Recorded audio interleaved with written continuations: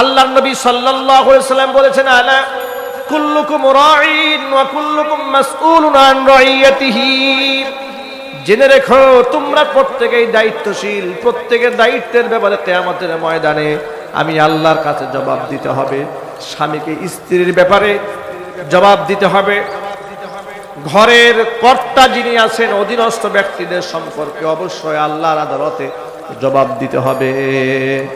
আল্লাহর নবী সাল্লাল্লাহু আলাইহি ওয়াসাল্লাম অন্য একটা হাদিসের মধ্যে বলেন, সালাসাতুন কদ হারামাল্লাহু আলাইহিমুল জান্নাহ, তিন শ্রেণীর মানুষের জন্য আল্লাহ পাক জান্নাতটা হারাম করে দিয়েছেন। এক নাম্বার হচ্ছে মুদমিনুল খামরি, যারা মদ পান করে তাদের জন্য জান্নাত হারাম। দুই নাম্বার হচ্ছে ওয়াদাইয়ুসুল্লাযী ইউকিদু ফি আহলিহিল খাবাস, ওই পুরুষ যে দাইয়ুস পুরুষ, তার পরিবারের মধ্যে অশ্লীলতা থাকে, প্রতিবাদ জানায় না, ওই পুরুষ তার জন্য আল্লাহ জান্নাত হারাম করেছেন। ওয়াল আকু, পিতা মাতার অবাধ্য সন্তান যেই ব্যক্তি হয়ে যায় ওই ব্যক্তির জন্য জান্নাত হারাম হয়ে যায়। এই জন্য যাদের বাবা মা বেঁচে আছে আমরা পিতা মাতার সাথে সৎ আচরণ করবো, আমরা বলি ইনশাআল্লাহ। আমরা আমাদের মা বোনদেরকে পর্দায় রাখবো, আমরা বলি ইনশাআল্লাহ। আমরা মদ পান শুধু নয়, যত প্রকার নেশা আছে, মদ, গাঁজা, ইয়াবা, আফিম, হেরোইন, এগুলো তো অনেক উন্নত প্রজাতির নেশা। নরমাল যে বিড়ি, সিগারেট, গাঁজা, তাফাত আপনার আছে, এগুলা থেকে বের হয়ে আসতে হবে। এই মাহফিলে কি বিড়িখুর দুই একজন আছে নাকি?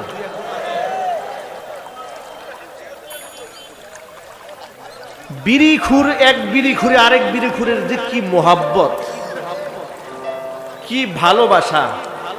চায়ের দোকানে গিয়ে বলে, এই গরম পানি দিয়ে চায়ের কাপটা ধুয়ে দাও, আরেকজনের ঠুট লাগাইছে। আর বিড়িখুরের এত মোহাব্বত, একজনের ঠোঁট থেকে টান দিয়ে আরেকজনের মুখে ঢুকাইছে। কথা বলেন ঠিক কিনা? দুয়াও নাই, মুসাও নাই, বিড়িয়ে বিড়িয়ে কি মোহাব্বত তৈরি করে। ভাইরা, এই নেশা থেকে বের হয়ে আসেন। আল্লাহ যেন আমাদেরকে পবিত্র জীবন দান করেন। জোরে কোন আমিন। বাদ দেওয়া যাবে না ইনশাল্লাহ। আজকে থেকে বিড়ি সিগারেট খাবেন না, হাত তুলেন। আজকে থেকে বিড়ি সিগারেট টোটাল বন্ধ।